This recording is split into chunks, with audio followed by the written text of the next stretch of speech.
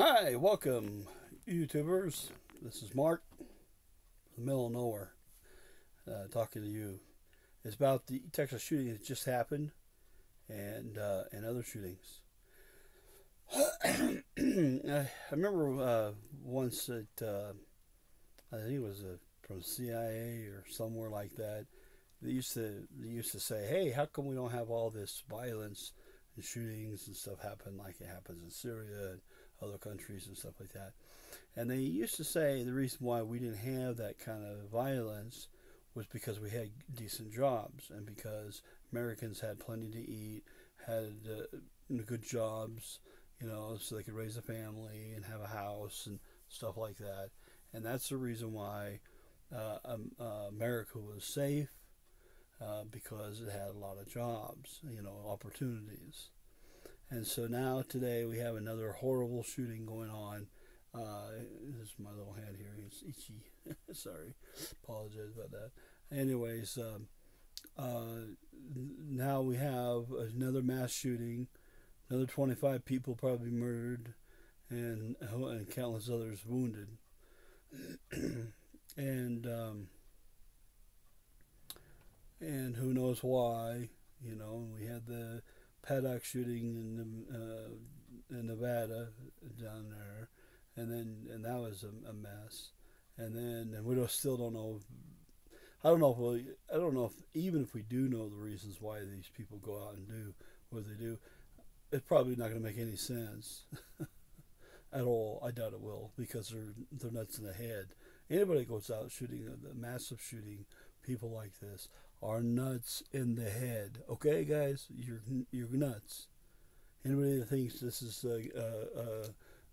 glory or something is nuts. But I think the reason what's happening is that the economic situations are getting worse down here at the bottom of the food chain, and the people down the bottom of the food chain are seeing no future. They don't see a future. They don't see really good jobs for the laborers, and they just see their jobs going away, and they don't see replacement jobs that are going to pay them good money, like 60, $100 an hour. They don't see it. They see $10 an hour. They see $10 an hour and rent taking up the whole $10 per hour, and so now they can't even live in an apartment making $10 an hour. They have to be married in order to have an apartment, or have roommates or something, and even that might not work, depending on where you live. If you live in the Bay Area, forget it. You won't even be able to live in an apartment with somebody. You probably have to have multiple people live with you, and that's a one bedroom. So that's the kind of things that are going on out there.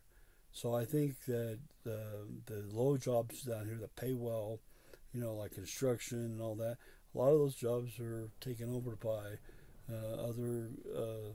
other people from other countries.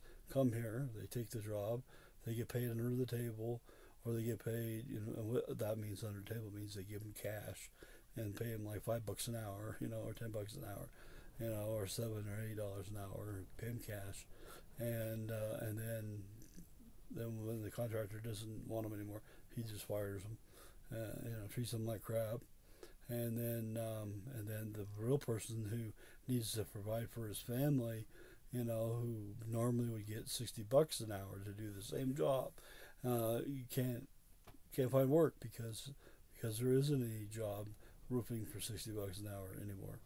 They're all gone. I get a low battery signal here. Try to adjust this so this will help. I don't know. Might have to cut this short. Okay. Trying to stabilize my phone.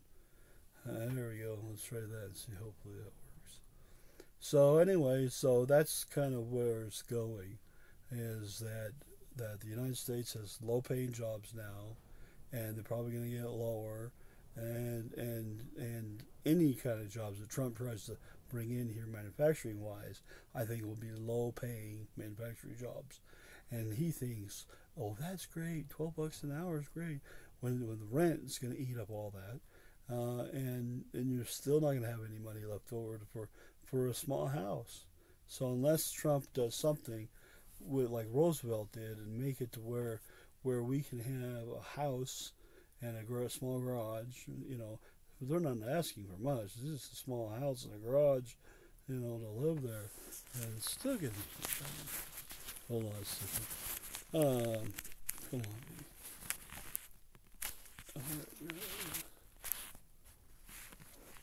All right. This tissue paper, I have it here trying to stabilize my phone without holding it.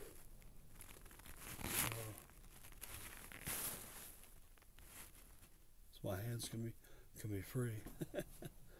Oh, there it is. There. Kind of annoying having that in that picture. Anyway, so you don't have the ability to have the free jobs. You don't have the ability to have a decent and a place that you can work at for a long period of time and have a decent job, take care of your family, maybe just get by, but at least have some kind of a house. And then the mortgage payments are so high now today. I saw a credit card offer the other day, 28% interest. Now imagine if you had a house at 15% interest or some crazy number, or 28% interest on a house loan. You wouldn't be able to afford it at $10 an hour or $20 an hour or anything like that. You wouldn't be able to afford it on low wages like that. Even if you had $60 an hour, it might not be, pay all that interest to the bank, $28 28% to the bank. That's robbery, pure robbery. And the bank's trying to help you. I mean, that's nuts. And that's with people with good credit. We're not talking about people with bad credit. That's probably higher than that, 30% for them. I don't know. The people that have perfect credit and stuff that have lots of money, they're getting 1%, 2%.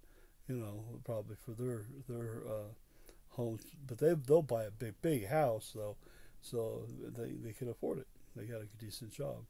There are some decent jobs out there, of course, but I think far and few between. They're not out there. I remember back in the 80s and 70s, man, $500 a month payment for a house, and it was a pretty decent house. It was okay. That same house today, selling for between $300,000 and $500,000. That's what they sell for now. And then I don't know what the interest is on it. There, it's high, way high. So or you're on a variable loan thing. They can go from five. Well, it start at five. It starts at about $1,000, and it goes from $1,000 to $3,000 overnight on you. Okay, 3,000. I can't pay it now. Oh, okay, boom. They boot you out and put someone else in there. And they get tired of you paying it. And if you miraculously can stay with it for a while and pay the $3,000 a month payment, they'll lock it in and they'll never go back down. Never goes down until you can't pay. They milk you. And if you can continue to pay the milking of the money, it'll miraculously it just stays at the $3,000 range until you can't pay anymore. And maybe it might give you a little $2,000 dip once in a while, but it never goes back down to the $1,000 one dip that you paying for it miraculously. It never does. You default on the house and leave and go buy, and if you could go buy another house, oh hey, it's $1,000 a month. But how come it's still $3,000 for this guy and this guy and this guy and this guy and this guy? Aren't we on the same page? They're all figured the same way. Oh no, it's complicated. We can't tell you. We're the bank. We know what we're doing. Go jump in the river. Of course, it's all like a sham. It's all set up to go back up to 3,000 on everybody who's a sucker, and then you wonder, man, this is, I was a sucker paying that higher rent, and they won't do a 30-year fixed for you. Oh no, they won't do it. So what they need to do in banking is to come up with more banks so they're more competitive instead of just the few that there are. They need to have more banks, that you can go into and get loans on, and somehow make sure that they really give the public better deals, not the same deal, better deals, So you can go. So there's competition out there.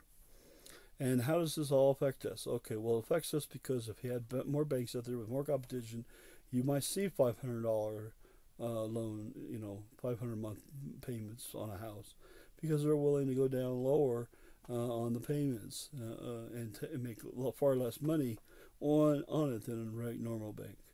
Okay, so and willing to do that. That makes it so. Bank of America, they're all fat. They got a lot of tons of money. They don't need to. They don't give a crap about you. Yeah, you're just this. Yeah, I want my 3,000 a month. Oh, wait, another new bank came in and they're offering them 500 a month payments. Oh crap, we better start doing that. See, competition, or $1,000 a month payment, or whatever it is. And so, but there's no real competition. All the big banks work together. Hey, U.S. Bank's doing it, and I'm gonna do it. 3,000. Hey, huh? And you get screwed. You're the one that gets screwed. So, so there's no bank competition really. The ones that are out there are too old, and we need some newer stuff. And that's where government can come in and help a little bit. Not own the banks, but help help some people open some new banks, some new credit card companies. And we got Mastercard and Visa and Discover, and then Amex, American Express. That's it. We should have like 10 more companies that offer credit cards to people like that, new ones, and we don't have any. So I think they need to have 10 more companies out there offering those kind of cards, maybe 30 more companies. It's like a grocery store. You go in and look at all the different kinds of foods we have. How come we don't have that many different kinds of credit cards? We should have lots of different credit cards, lots of different banking, so you can do that. Now, how does it affect us there? It affects us interest-wise, being able to get loans to the poor and also to people who so we have shorter, lower loans. We're not paying, beholden to just a few banks.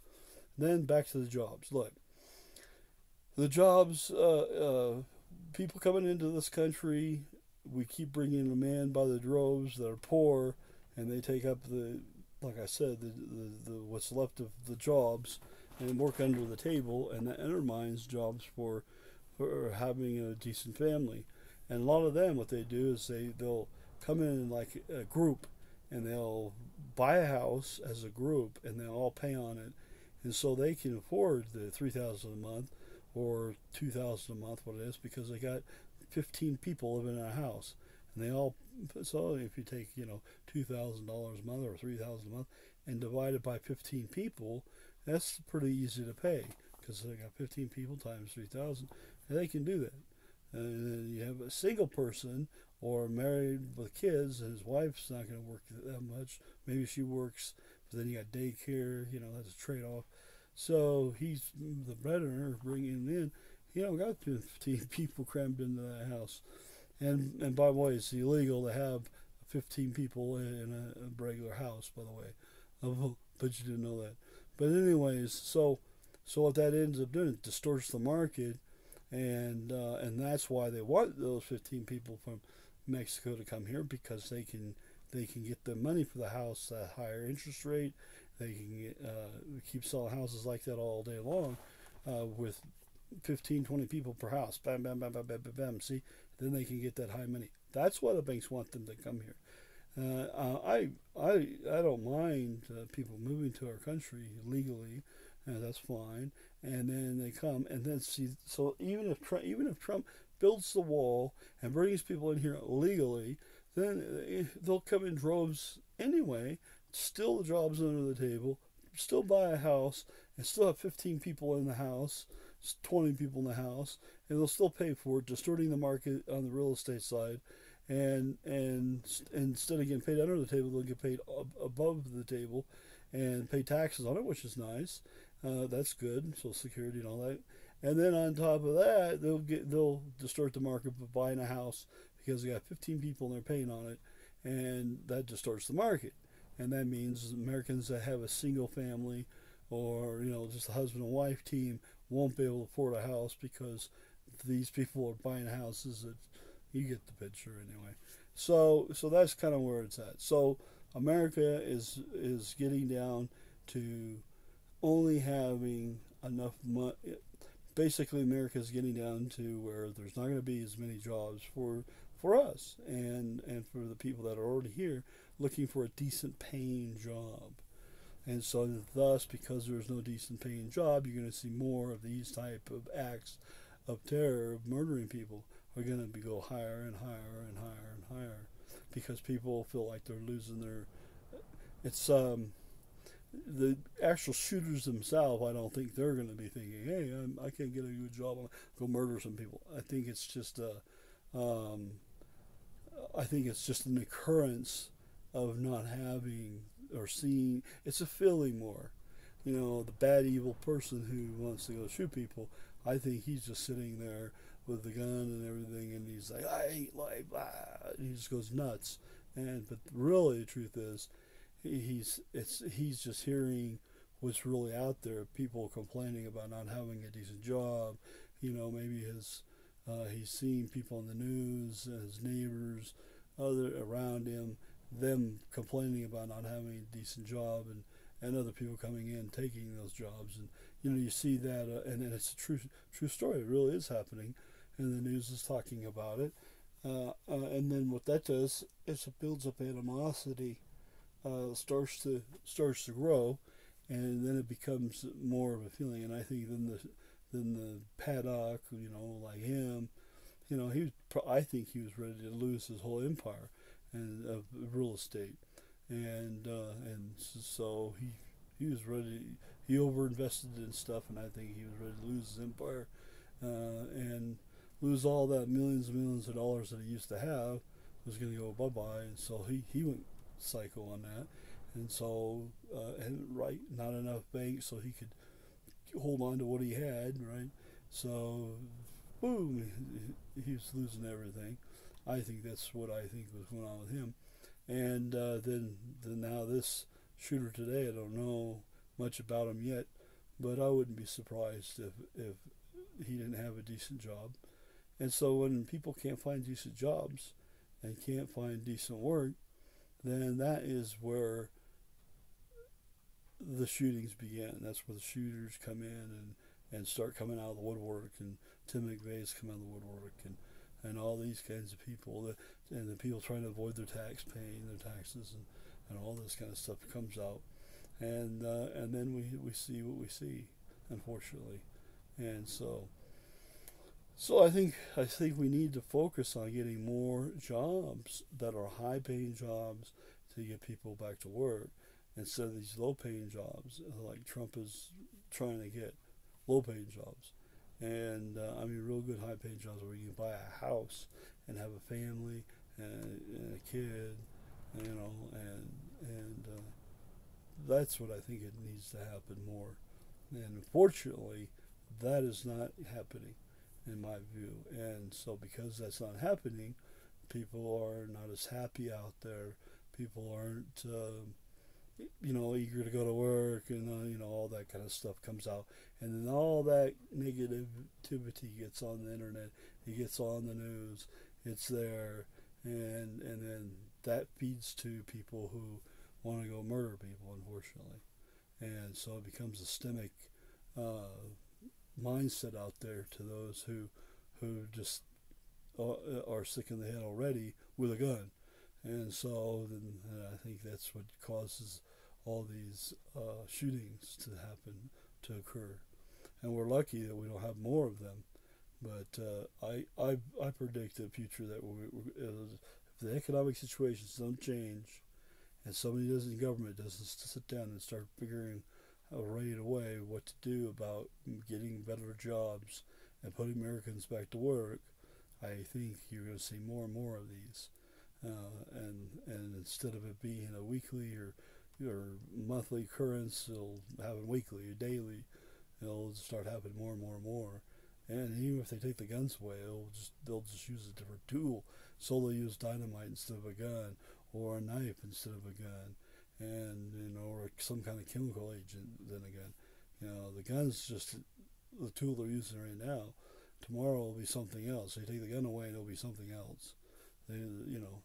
It's just like that one guy used the sarin gas that in Japan, that evil guy used sarin gas. So they'll use sarin gas next time. and kill everybody there. Or mononitrate. That's what Tim McVeigh used, mononitrate, and blew up the whole building. So they'll eventually use that. And so taking away guns is not the answer.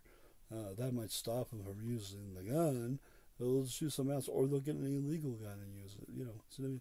So I think you're going to see more and more of these in the future. The systemic, where it comes from. The problem is not enough good jobs to where people feel, hey, man, when I get older, I can get a good carpentry job and I can provide for my family. They don't see that. They see, hey, what am I going to do in the future? I have no clue. There's no jobs. What am I going to do? I'm not going to be able to marry that girl down the street because I don't know where I'm going to work. I'm going to school and I'm trying to get a major in something, but I'm not sure I'm going to have a job when I get out of school to pay for the student loan, to pay for things. See what I mean? So there's no hope. I think people are losing hope. Or, the younger generations and are losing hope. And anybody that's 50 years old that loses a job is screwed. So if the people are older, they feel like they're screwed, period, because there isn't anything out there for them, period. End of story. They're done. They're bacon. And so those are the ones that are more vulnerable to, I'm screwed. I'm never going to get another job. And they're more apt, I think, to pick up a gun and go do something bad because they don't have any hope. As soon as they lose a they have a decent job. Like Paddock, he had a decent job. He bought real estate, fixed it up, and resold it, and was making tons of money. Now he can't do that. He can't sell the real estate. Nobody wants to buy it at the value he thinks it's worth, and or what the computer tells him it's worth. He has to undersell it. He might be losing money. Pretty soon if he went back to work, he's as an accountant, he's only going to make this amount of money, and he really needs to make this kind of money, and so he's screwed, And how old is he? 60-some years old. Might have to go back to work, and he's used to making millions of dollars. He's screwed. See what I mean? And so I was always told that this statement once, and I'll share it with you. They said the only thing that causes war, the only thing that causes war for people to start a revolution or a war. Oh, hi, glad to see you there. I can't read your name because it's too small, but hi, glad to see you. What starts the war, the main thing that starts the war, is if liberties are taken from you, like a job, like if you had a decent job, that causes a war or shootings. Another thing that causes a war is, let's say you had some property, some land, and the government came in and just took it from you. That causes people to go crazy and start shootings. Or let's say you had some benefits from the government and they were taken from you, then that can cause a war. And if you notice Trump right now, what is he doing? He's taking things from people in the government. And every time that happens, people go, oh, duck, duck, duck. Because Medicaid and Medicare, a lot of those people are getting benefits from that. And that might be the only benefits that they're getting is from the government. And so all of a sudden they have those benefits no more, and so they get mad, and so then they're gonna end up attacking people. Oh, and hi, the other guy was laughing at me, so that's okay. You can laugh at me. I laugh at myself all the time. Anyways, so the benefits that you would have had from the government or you get, and they get taken from you, that causes war, or people to be upset, or these gun people come out of the woodwork. And so I think that's what you're seeing systemically right now.